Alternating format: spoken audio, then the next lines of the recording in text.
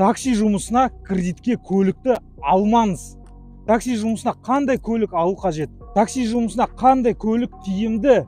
Бұл сұрақтарға Қазақша канал арнасының жүргізушісі Мұрат жауап беретін болады.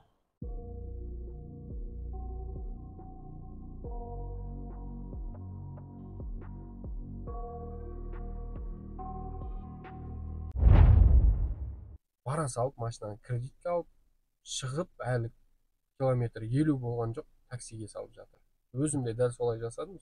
7 жыл 342 мың теңге. 342 мың теңге. Енді қараңыз, былай есептегенде соңында первоначальныймен бірге 32 миллион теңге шығады.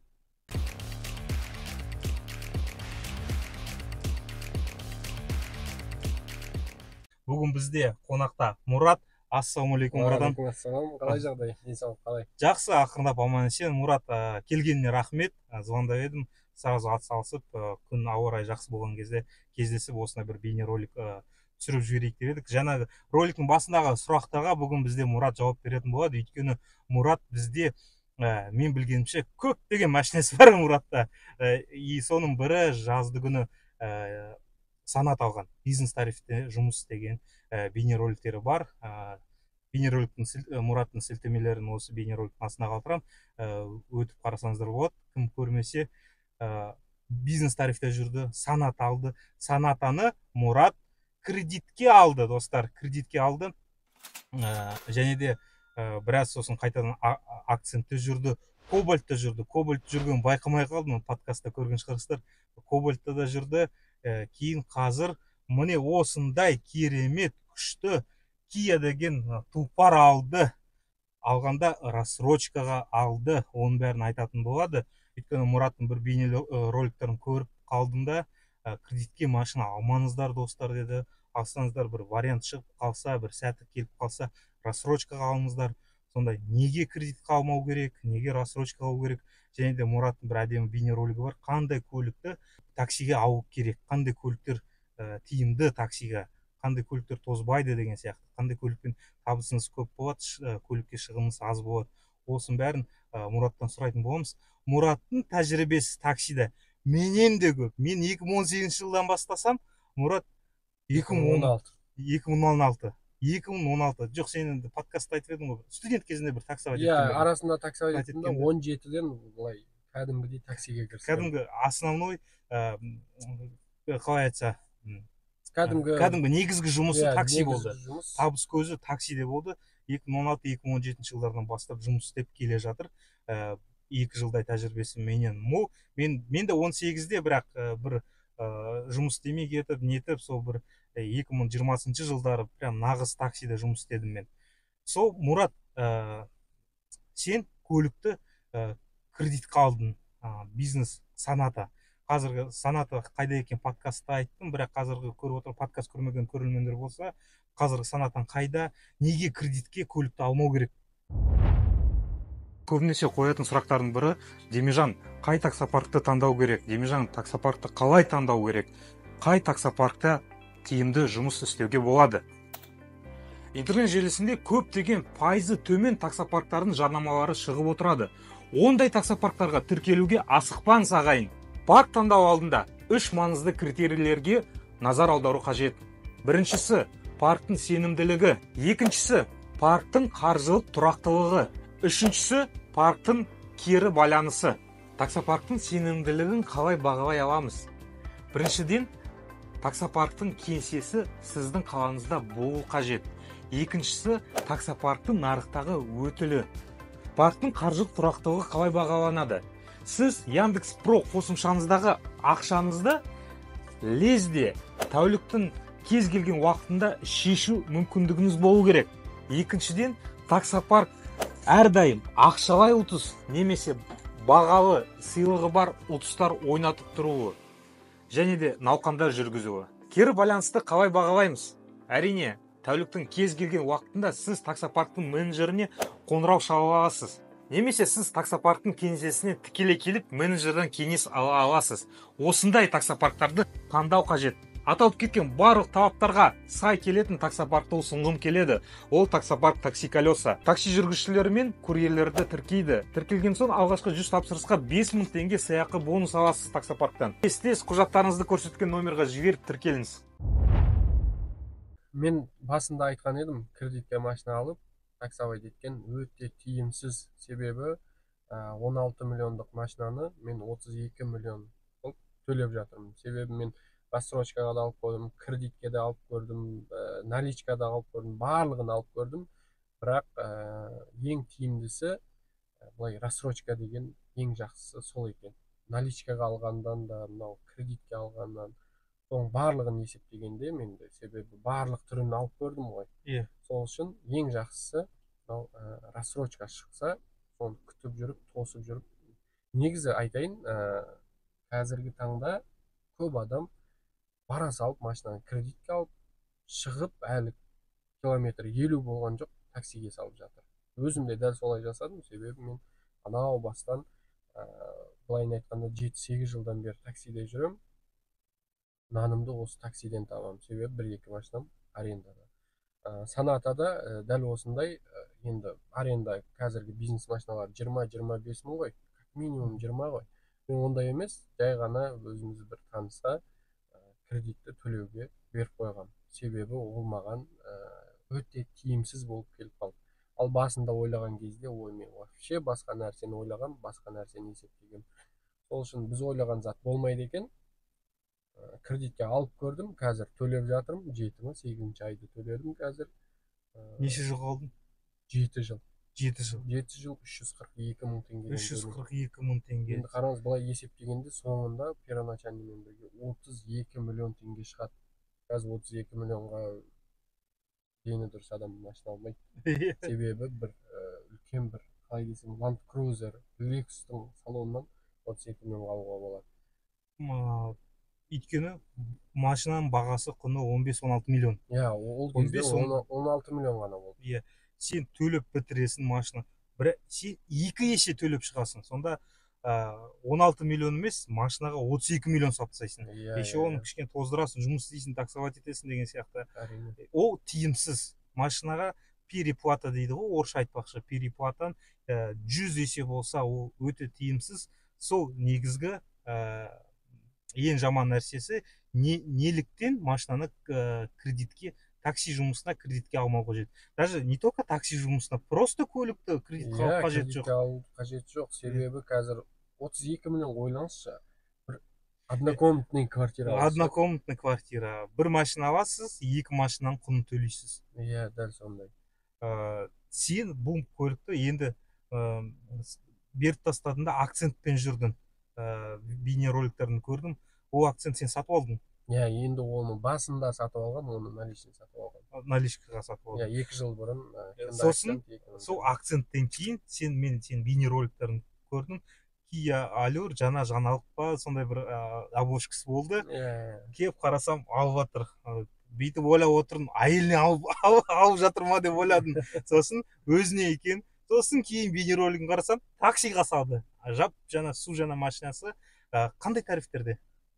Комфорт плюс. Комфорт плюс. Керемет екен. Kia модель қандай? Kia маркасы? Kia Ceed. SV. 2024 па, 23 па? 2024. 24 жылғы машина. Бұның машинаның құны қанша? Бағасы? 11 миллион. 10 мың теңгесі жетпейді, 11 миллион. 10 миллион 990 мың теңге. 11 миллион десе болады. 11 миллионға көлікті алды. Кредит қалдың ба? Жоқ. Кредит қалмады. Екінші қателік ондай жасамайын дейсің ғой. Бұны қалай алдың сен? Оны мен негізі кредитке алам дедім да, бірақ өте төмен пайызбен Халық банк кредит берді. Осы январьдың соңына дейін сондай жарнама жасады. Мен сол жарнаманы естіп қалдым да, бардым. Бірақ январьдың соңына бардым да, үлгермей қалдым алып. Содан кейін машина жоқ болып қалды, анау болды, мынау болды. Барлық автосалон, Джаккада кірдім, Кияға да кірдім, Hyundaiға да кірдім. Барлығына кіріп сол Халық банкпен бірге жұмыс істеп жатқан нелеріңіз бар ма? Тиімді кредит.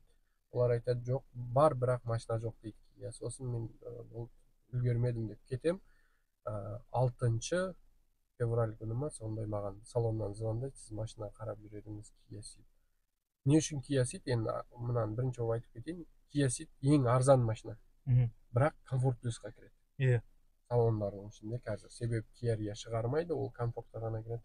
Ал Kia Ceed универсал маған ұнап қалды. Содан кейін Kia Ceed келді, келіңіз. Мен айттым, жоқ, мен жай кредитке алмаймын дедім. Сондай программа болса, анау төмендетілген 20%-ын құям, 7 жылға, сонда машинаның құны 15-16 миллионға ма сондай шығады. Сосын мен күшті болды дедім да. Переплата сонда 4 миллион болмақшы болды, иә? Иә, 4-5 миллион болды. 4-5 миллион переплата. Первоначальныйға байланысты. Сосын олар айтты маған, кредит алмаймын десем, жоқ, кредит емес, сол Халықбанк қайтадан жұмыс істеуді бастады. Осы февральдың соңына дейін созылды акциямыз деп. Соны мен жүгіріп бардым. Мынау, былай айтқанда, біздің тілімізде бомж комплектация. Ең төменгі комплектациясы 11 миллион. Максимальный комплектация 13,5 миллион ба сондай. Бірақ оның ішінде уже менде автомат, онда автомат емес, бірақ барлығы бар онда. Алдыңғы, артыңғы парктроник, анау мынау деген сияқты көбісі бар. Менде жоқ. Артқы подогрев сиденье бар онда. Сосын мен келдім, олар айтты, сондай жүріп жатыр, көріңіз, егер одобрение берсе машинаны алыңыз. Қандай свет? Бұдан престиж комплектация бар, бұдан үлкен 11,5 миллион. 11 миллион бұл, 12,5 миллион ол. Сонымен жоқ, мен қара свет, ол қара свет болды, қара свет алмаймын, мынаны аламын дедім. Хорошо, ол ақ свет. Сонымен алдым. Оқа кіре. Дауыс шығады екен ғой. Аккумулятор отырып қалмай ма? Өшіп істейік до конца. Жоқ. Сосын келдім. Оформление жасаңыз, көріңіз қанша процентке одобрение береді. Бардым, 50%-ға одобрение береді. Менде 20% ғана. Сосын ары бері қарыз таптым мен. Қарызға ақша 3-4 айға бере тұрмыз, анау. Таптым да 50%-ын тауып, 3 жылға енді рассрочка емес, 5,5 миллион теңге құйдым, 5,5 миллион теңгеге 3 жыл бойына бөліп бергенде 270 мың теңге ғана қосылады. Сонда 5 миллион 500 емес, 5 миллион 770 мың төлеймін. Ол мен үшін рассрочка. Ол барлықтарыңыз үшін рассрочка шығар, 270 мың, 5,5 миллионға. 160 мың теңгеден 3 жыл ғана төлеймін. Көп адам, ой, сенікі өтірік, сенікі анау, сенікі мынау деп жатқандар бар. Бірақ бұл менің екінші машинам ғой. Біріншісін алған кезде сондай әңгіме айтты. Бірақ сол бірінші машинаны алғаннан кейін бір кісі мені көріп, барып, ол кісі де дәл осындай машина алдым. Сосын мен бұны біреуге бер жердім да, өзім басқа машинамен жүрген кезде сол кісі, бәке, неге ұнамай қалды ма, машина қандай, не үшін жоқ болып кетті ол машина деп не істеп қалды. Сосын мен екіншісін алып жатқанын айтқан жоқпын. Екіншісіне первоначальный қойып қойған едім. Сосын бұл сол сияқты 3 жылға шықпай қалды. Тағы 50%, тағы ақша таптым, ары бері қарап. Одан кейін бұл 4 жылға кредит болды. Кредит болғанда 5,5 миллион үстіне 670 мың теңге қосылады. Айына 128 мың теңгеден. Солай төлеп жүремін да, 5-6 айдан кейін первоначальныйсын қайтып беремін. Қарыз алған адамға. Солай алынған машина, сол үшін мен айтам, олай қарап тұрсаң, осындай мүмкіншіліктер шығады екен. Тек қана барып алғандай бешеный 30-40% процентке бір машинаның үстінен бір машинаның қосып төлей бермей, айына машинаның үстіне 500 мың ғана, 600 мың ғана төлеп, шетелде Camry алсаң үстіне 7 жылға бөліп төлеуге мынандай ғана ақша қосылады екен, бізде қайда болса сондай болмайды ғой деген әңгімелер бар ғой. Бізде де бар екен. Бірақ сондай уақытты күтіп, сондай мүмкіншілікті пайдалана білу керек екен.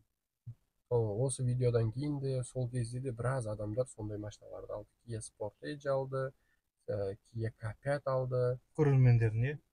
Жоқ, көрерменім біреуі маған жазды, Ceed алдым. Ал қалғандары мен осы оформление жасап жатқан кезінде көбісі Sportage бен Kia K5. Сонымен 5,5 миллион теңге первоначалға қойдың, қазір төлейтін айына бұл 4 жыл, анау біріншісі 3 жыл. Біріншісі 2 көлік алдың ба? Иә, мынау екіншісі деп тұрмын ғой. Иә. Біріншісі 3 жылға 160 мың, мынау 4 жылға 128 мың. Переплатасы қанша болады? Мынада 675 мың, анада анада 270 мың. переплата көрдіңіздер ма? Негізі бірінші машина санатың ғой сен. Үшінші машина деп айтса болады, иә. Жоқ, салоннан алған, иә, үшінші машина. Санатасына үстіне 15 миллион төлеп береді 7 жылда. Бұл машина 16 миллион төлейді. 16 миллион төлеп береді үстінен. Ойласаңыздаршы, 16 миллион төлеп береді. Ал бұл көлікке 670 мың теңге. Екінші көлігіне осыны алдында алған 270 мың теңге үстіне төлеп береді. Сонда разницаны байқадыңыздар ма?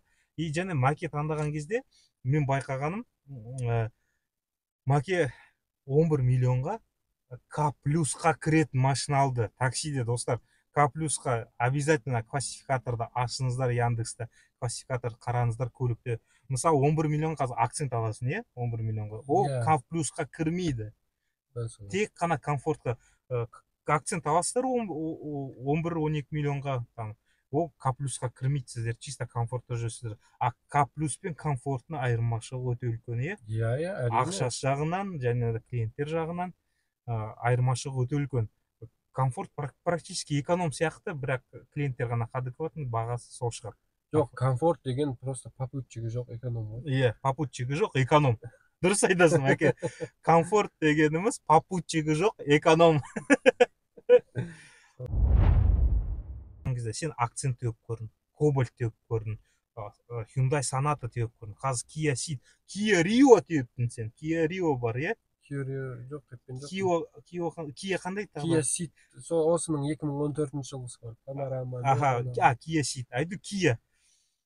Сонда көлікті таксиге қалай, маған да көп пікірлер жазып жатады. Демежан, 2 миллионым бар, қандай көлік алайын деп едім таксиға.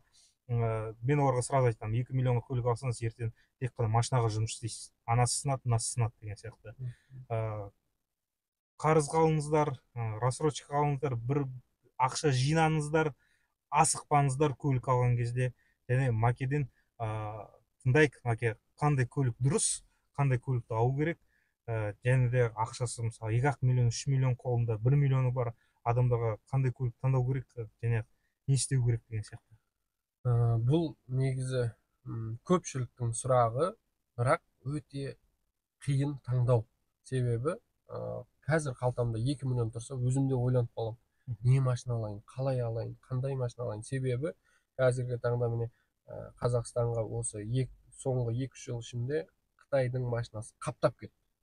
Бір рет 2013-14 жылдар, 2013-2014 жылдарда Лифан деген машина келген. Білесіз ба? Қазір қайда сол салон?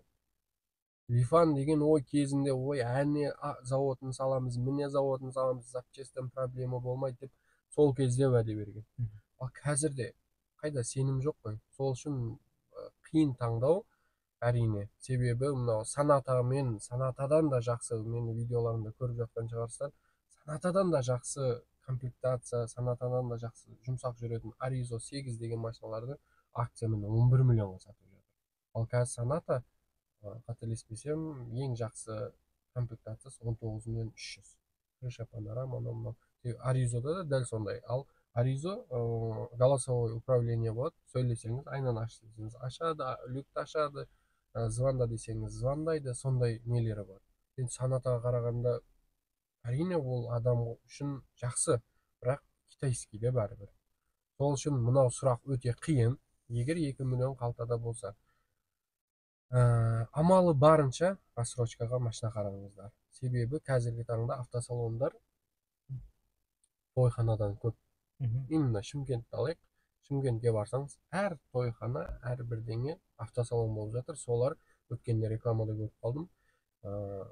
Рассрочка 3 миллионға дейінгі машиналар 2 жылға рассрочка дейді. Машинасы жоқ адам барып, соны алса, тез жұмыс істеп жапса, әрине оған запчасть кетеді, анау кетеді, мынау кетеді. Оны сіз уақытында майын ауыстырып, уақытында барлығын істеп, бір жер сынса, анау сосын до конца сынғаннан кейін ауыстырам демей, барлығын уақытта істесеңіз, Шымкентте ол машинаның барлығы жүреді. Жазда мына жерде, қыста Шымкентте. Себебі жазда ол жақта күн ыстық болып кетеді, машина қайнап кетеді, қыста мына жақта суық қатып қалады. Сол екеуін ауыстырып жұмыс істеп, соның машинаны құтылып алып, содан кейін ол машинаны сатып, тағы үстіне кішкене ақша қосып, тағы да рассрочкаға қарау керек. И сосын мынау тағы жаңа машина алып жатқандар алып шығады соғы болады. Себебі оларда не жоқ, не дейді, опыт жоқ, тәжірибесі. тәжірибе өте төмен. Алады, ой, тегін беріп жатқан сияқты кредитке алып жатыр, без первоначальный, ешқандай пайыз не төлемейсің дейді да, ойбай процентке не істеп жібереді, отқызып жібереді. Сол үшін машина алып жатқан кезде бірінші машиналарыңызға арзандау машина ала беріңіздер. Себебі талайын көріп жатырмын, жап жаңа машина 15-20-30 миллиондық бампер сынған, крыло, есік, бычтын шығарып жүріп жатыр. Сол үшін ойланыңыздар, рассрочка қараңыздар, бөліп төлеу қараңыздар, мүмкіншілікті барынша қолданыңыздар. Барып басыстарыңызды кредитке соға бергенде ертең ауырып қалу бар, төлей алмай қаласыздар.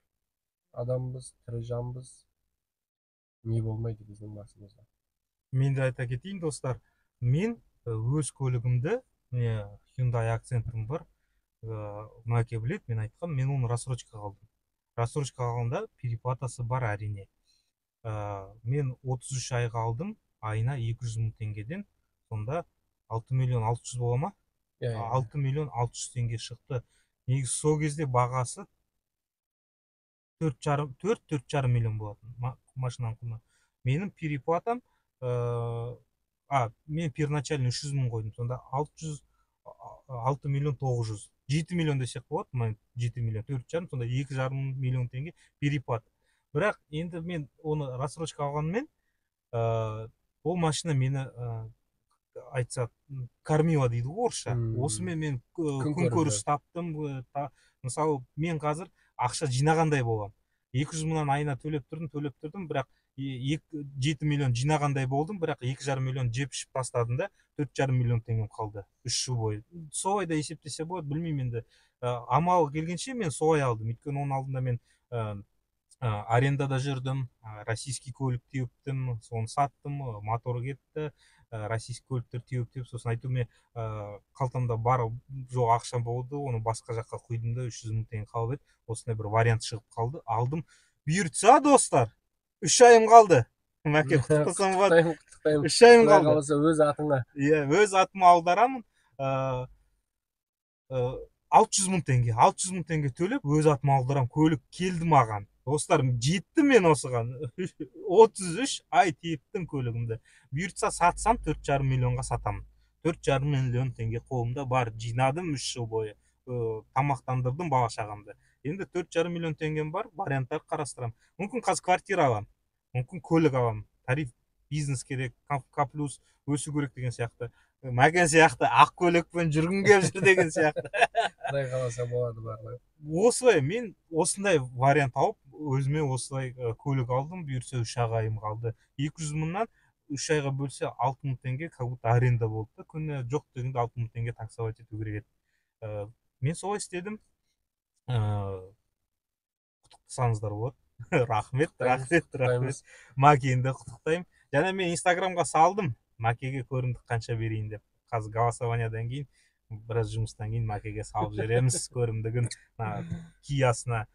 Және мойкада отырған кезде кім Маке айтады, Маке көрімдігіңді берем қазір съемкада. Қайтесің көрімдікті, машина күнді ауыстырамын ғой дейді. Машинаны күнді ауыстырамын ғой дейді. Көрімдіктен шаршайсың дейді. Соны мен айтам, таныстары бітіп шаршаған шығар, көрімдікті бермейтін шығар өзі, күнде машина ауыстырады деп. Астында тозсын дейді, қазақтың несі бар. Бірақ айтайын, тозбасын машинаң, көлігін жүре берсін. Яндекста клиенттердің адекватты болсын, машинаңды қалай айтса, берекелі болсын, табысын берекелі болсын, машинаның берекелі болсын. Осылай мне рахмет. Енді жаңа қандай Мәкеде бір бейнеролигі бар, қандай машинаны таксиға таңдау керек екен. Сонда акцент жайлы, кобальт жайлы айтып кеткендері бар. Қазір сұрамай қояйын, уақыт кетірмей. Мен сіздерге қазір нарезка сол бейнероликті Мәкеден рұқсат сұрап салсам бола ма? Болады дейді, әрине болады дейді. Мәкенің ролигін салам, бір 10 минуттық па. Қандай күшті, маған ұнады бұл. Қандай көлікті таңдау керек екен таксиге. Жаңағы басқа жағынан айтып берді. Бұл бейнеролик кешіріңіздер, басқа жағынан қандай көлік, акцент жайлы айтылған, кобальт жайлы айтылған, соны да тамашалаңыз болады.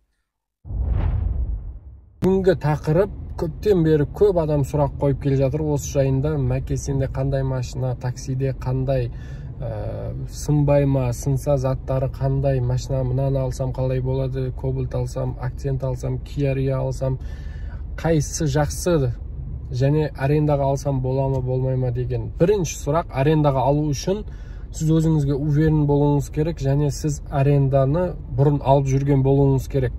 Себебі ол аренданы алғаннан кейін күнде жоқ жұмыс істемедім деген өзінде сіздің Яндексіңізде табылған ақша проценттен басқа 17-18 мың көрініп тұру керек. Бүгін демалдым деген өзінде. Себебі сізге демалыс жоқ, күнде ақша беру керек машинаның арендасына. 12 мың теңге. 12 мың примерно айтып тұрмын, а так 13-14 мың теңге беруіңіз керек. Одан кейін 13 мың 14 мың табу үшін 2 мың 3 мың теңгелік жанармай кетеді. Өзіңіз тамақ ішесіз, су ішесіз, соның барлығы как минимум 18 мың теңге көріну керек. Сол үшін аренда өте қиын. Ал алып жүргендер барлығы біледі қалай жасау керек екенін. Воскресенье бір күн демалады, қалған күндері с утра до вечера пахать дейді ғой. Дәл сол сияқты тоқтамай жұмыс істейді. Сол үшін аренда алатын кезде бір апта немесе 10 күнге алып көріп жұмыс жасап, одан кейін көріңіздер. Себебі мынандай уақытта, міне бүгін, кеше, алдың күндері білмеймін, тек қана арендаға жұмыс істеп қаласыз. Сол кезде өте шаршайсыз. Сонда мен кім үшін, не үшін жұмыс істеп жатырмын деген сияқты болып қалады. Ал кейде қалады тазаңызға, таза 20 мыңнан 25 мыңнан қалатын күндерде болады арендадан басқа. Сол үшін жақсылап ойланып, қарап, тексеріп, содан кейін арендаға алыңыздар. Енді екіншісі, қандай машина алу керек. Сіз қандай машина алсаңыз да, енді мен жаман демеймін, тек қана мен акцентім жақсы, қалғандар жаман демеймін. Бірақ мен өзімнің акцентімді айтып кетейін. Міне 10 ай болды, 10 айда мен бұған 13 мың теңге сынды деп ақша құрттым. Ол қалай? Машинам трайт етіп қалды, бір ғана катушка ауыстырдым сол кезде. 3 мың теңге диагностика, катушка деді, мен өзім алдында ауыстыра салдым, 10 мың теңге катушка алдым. Сол кезде 13 мың теңге ғана, 10 айда, сонда айына 1300 теңгеден сөй ма? Қараңыздар, 10 айда келген новый машинада бұл. Сіз машинам сынады деп уайымдамайсыз, ондай проблема болмайды. Сол үшін жаңа машина алғандарыңыз дұрыс. Ал менікі акцент. Енді басқа машина Cobalt, Nexia 3, олар енді білмеймін. Білмегенде қалай алсаңыздар болады, жақсы, қол жетімді, кейде рассрочкаға беріп жатады. Сол кездерде ұстап қалсаңыздар өте жақсы ол машинада. Себебі дәл осы сияқты расход, дәл осы сияқты новый машина, кейде енді барлығының плюс-минустары болады ғой, сол сияқты. Оның да бір-екі минусы бар, маған ұнамайтын, плюстары бар, маған ұнайтын. Сол үшін жаңа машина алғандарыңыз дұрыс. Енді ескі машина, акценттің ескісі, мысалы қай жылғы, 14-15 жылғы, ол да жақсы, ол да болады. Сіз состояниесіне қарап алуыңыз керек. Жақсы мінген адамдар бар, бірақ өте аз. Ондай мінген адамдар почти қазір жаңа Кобальттың ақшасымен бірдей сатып жатырды. Сол үшін сол кезде жаңа Кобальт ала салған дұрыс. Машалла, заказ шықты. Мінекей осылай. Сол үшін бары бір жаңа машина ғой. Маған қалса сол бағанағы акцент, Kia Rio, бағана Кобальт. Егер сізде мүмкіншілік болып тұрса, Elantra немесе Kia Cerato алсаңыз, ол одан да күшті. Себебі өзіңіз бір рахаттанып жүресіз за рулем. Екіншіден жақсы заказдар түседі. Тағы не десем болады. Көбінесе анау заказ алғаныңыздан кейін боссынбай, тағы бір-екі жерге бару керек еді деген заказдар именно сол комфорт плюс бизнестерде өте көп болады. Сол үшін мынау жаңа 9 миллионға акцент алғанша бір Elantra алғанда дұрыс деп ойлаймын. Енді ол мен примерно айтып жатырмын. Егер сіздердің бағанағы нелеріңіз болса, лучше акцент бағана салоннан Cobalt алғандарыңыз дұрыс. Енді екеуі акцент немесе Cobalt. Енді маған сен таңдашы деп қойып берсе, мен нені таңдайтын едім? Мен обязательно акцентті таңдаймын. Не үшін? Себебі акцентті өзім біраз жылдан бері жүрмін, ешқандай еш жерде бір подводить етіп қойған жері жоқ. Сол үшін мен акцент таңдаймын, және іші бәрі корейский есть, корейский. Іші водительге барлық ыңғайлы нелерді жасап қойған. Круиз контроль, неге қараңыздар, осы табло әдемі, бензиндікі бар, су қызғаны бар, қанша километрге жететіні бар. Мына жерде мультируль, телефонды қосу, тағы не бар? Круиз контроль бар, лимит бар, тағы не десем болады? Мына жерде давление шин бар. Мынау қысқы режим дейді, енді точно не екенін білмеймін. Енді мынаны басатын болсақ, қараңыздар, мынауын басып жатырмын. Мынау яркості төмендетеді. Трассада жүрген кезде осыны төмендетсеңіздер болады. Енді мына жеріне келетін болсақ, почти барлығы бар ғой, тек қана климат контроль жоқ болды. Мынау подогрев бар, подогрев руль бар, кондиционер бар. Енді мынау ненікі? Анау задний вид зеркала және артқы айнаныкі. Ал мына жағына келетін болсақ, қараңыздар, төртеуі де электронный, мынау ашып жабатын, мынау айнаны блок жасайтын, одан кейін мынау айналарды электронды басқару. Мысалы мінекей қазір қозғалтып жатырмын. Дәл осылай электронды басқару жүйесі. Ал кобальтта мынау бар ғой, мына жерге қойып қояды. Примерно енді, или мына жерге, енді точно айта алмаймын. Енді бұл есікке қатысы бар затты осыған қою керек қой деп ойлаймын. Ыңғайлы барлық.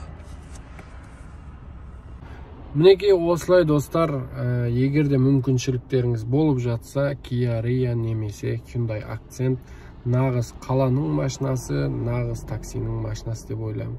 Енді тек қана машинаны емес, енді рахаттанып айдасаңыз да болады, бірақ именно такси саласында осы машинаны таңдасаңыз, сіз ұтылмайсыз. Мынау старый машинаны сатып алып, оған айына немесе 2 айда 100 000 теңге ремонтына құртқанша, ай сайын бір жақсы первоначальныйны құйып, ай сайын 100 000-ға жететіндей кредит шығарып алсаңыз, егер сізде мүмкіншілік болмаса, әрине сондай жасап алғаныңыз дұрыс деп ойлаймын, енді өз ойым. Достар, ал сіздер қалай ойлайсыздар? Комментария қалдырып кетіңіздер, тағы қандай машиналар бар таксиде жүретін. Көріп шықтыңыздар жаңағы бейнероликті. Осындай міне көліктерді таңдау кезде Македен біз тәжірибесімен бөлісті десек те болады. Мәке қазірде міне практика жүзінде міне айтып берді бәрін. Басынан өтті, санат алды бизнесқа, неге алмау керек екенін сізге айтты, үстіне 100 есе төлеп шығасыз, ол тиімсіз.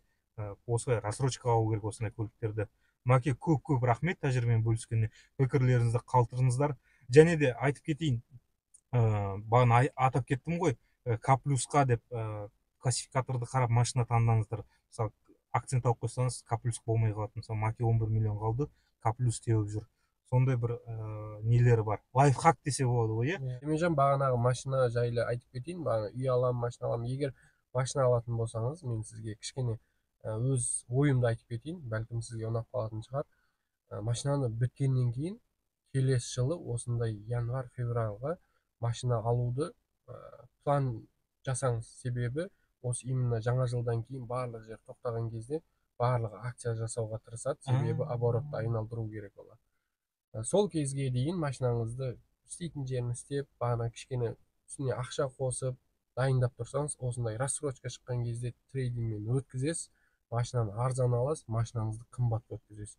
Трейдинг өткізген кезде машинаны әрдайым олар жоғары бағаға бағалайды. Себебі олар жаңа машинасын сату керек. Сондай мысалы көп көрермендеріміз бар, астында андай машина бар, астында мұндай машина бар. Сіздер де дәл солай отырып, есептеп, амалы барынша ақшаны жинап, машинаны сол кезге сатып, может, 1 ай бұрын сатасыз, может, 1,5 ай бұрын сатасыз, анау сатылатын пик шығады ғой, жаңа жылға барлық алуға тырысады, жаңа жылдан 1 ай бұрын. Сол кезде сатып, январь-февральда машина қарап, машина алсаңыз, әрі пайыз төлемейсіз, әрі жақсы машина таңдап аласыз, әрі өзіңіздің машинаңызды қымбат сатасыз. Осындай да бір нем бар. Пікірім, соны айтып кетейін деп едім. Осы сәті келді. Осы видеода айтады екенбіз. Достар, көрдіңіздер ма? Көлік алса, декабрьден кейін январь, февраль кездері қарау керек екен. Мысалы, мен машинаны жөндеп сатқыға қойсам, сатылып кетсе машинам, ақшам депозитқа тығып қоямын да, мысалы, арендаға бір арзан көлік алып, доставкадан бір жұмыс істей беремін, сол уақытқа дейін машина қарай беремін. Первоначалкам бар, қорықпаймын, депозитта жатыр, машина күтем, пока вариант не выстрелит дейді ғой орысша, иә? Пока вариант. Не болмаса машинаны трейдингқа өткізейін десем, машина менде андай супер-пупер жаңа машина емес, трейдингға жақсылап өткізетіндей. Ну, мүмкін көреміз, мүмкін трейдингға өткіземін. Бірақ енді соған қалған жерлері бар еді. 3 жылда таксиде көрмегенді көрген машина дейсің ғой. Жоқ, онда мысалы 4,5 миллион болса, 4 миллионға беріп жіберіңіз, сіз сияқты тағы біреу өсіп келе жатқан біреу алады да оны. Себебі кәрістің машинасы қазір өте әдемі. Қараңыз, күнде жаңалық. Мынау бомж комплектациясының өзі әдемі. Бір-екі бейнеролик қоятын шығарсыз, машинаның ары бері көрсетіп, несі бар, несі жоқ екен. Сол кезде түсінеді. Ал мотор жағынан аласыз, алып тастайсыз, оны ремонт жасауды қажет жоқ. Бұрын айтатын еді одноразовый мотор деп. Сол дұрыс. Соны алып тастайсыз да 500 мыңға мотор саласыз, тағы 2-3 жыл жүре бересіз. Анау мотор жөнінде ойламайсыз. Ал 300-350 мыңға ремонт жасатасыз, 2-3 ай жүресіз, қайтадан мотор кетіп қалады. Сол үшін жаңа мотор салған дұрыс кәрістің машиналарына. Енді анау биік комфорт плюс бизнес машиналарын білмеймін. Именно мен эконом комфорттағы машиналарды барлығын солай жасадым. Мен де тексергем, кәріс машинасында мотор бар, келіп жатыр. Мотор бір нәрсесі кетсе, капитальный ремонт 300 мың теңге тұрады. Жаңа моторды таныстар арқылы 400 мыңға да 500 мың тұрады, 400 мыңға түсіріп алғызып алуға болады. Жаңа мотор салып тастайсың, контрактный двигатель. Главное, көліктің ішін таза ұстау керек, нетпеу керек дегендей, ұқыпты ұстау керек машинаны. Іші бәрі әдемі болса, мотор жақ кетсе, моторды ауыстырасыз, машинаны как новый ары жүріп бересіз. 10-15 жыл жүріп береді Hyundai Accent деген машиналар ше. Өзінде Accent айтадың ғой. Accent деген ең тиімді машина Hyundai Accent, негізі таксиге. Сосын такси болып жұмыс істемесеңіздер, бірақ айтады ғой, қандай көлік алайын, бюджетный көлік алайын десем, қараңыздар, таксистер қандай машина мінеді, сондай машина алыңыздар деген бір не бар, тоже тұжырым бар, не бар, айтады, халықта айтады. Өте дұрыс, өте дұрыс. Себебі көп машинаға барлық жерде бөлшектер арзан болады. Себебі қандай көп машина бар, сол бөлшекті өте көп алып келеді, арзан бағада сатады. Себебі мысалы айтайық, Aston Martin дейік, сол қай жерге, любой жерге барып бір запчасть аласыз ба сол машинаға? Заказ бересің. Күтесің. Олар сіз заказ бергеннен кейін олар аузына келген бағаны айта салады, анау екен, мынау екен. Алсаң ал, алмасаң жоқ дей салады. Ал мысалы Cobalt, Accent, Kia Rio мынандай машиналарды алсаңыз, любой базарға бармаңыз, запчасть тұрады, аласыз, кетесіз, саласыз, жүресіз. Сол үшін көшеде қандай машина көп жүреді, сол жақсы. Осы міне әдемі сұхбат болды. Көп пайдалы ақпарат жеткіздік деп ойлаймын. Достар, міндетті түрде лайк басыңыздар, пікірлеріңізді қалдырыңыздар, пікірлеріңізді қалдырып отырыңыздар. Осы міне. Сіздер рұқсат берсеңіз, мен осы видеоның кішкене жинақтап, өзім бүгінгі видеома қосып жіберсем. Болды, мен саған жіберем. Рахмет. Осылай міне. Сол достар, мұнда әдемі бейнероликтер болады, міндетті түрде өтіп қараңыздар. Мұраттың каналы сілтемесі кім тіркелмеген болса, осы бейнероликтің мазмұнында болады, астылы өтіп тіркелсеңіздер болады. Мұратта өте пайдалы, күшті бейнероликтер, кілең қазақ тілінде. Қазақша канал деп текке айтылмаған. Мұратқа тіркеліп қойыңыздар, кім тіркелмеген болса. Барлықтарыңызға рахмет, сау сәлемет болыңыздар. Сау болыңыздар. Енді бір-екі видео түсіріп алсың ба сыртына? Иә, сондай түсірейік қазір.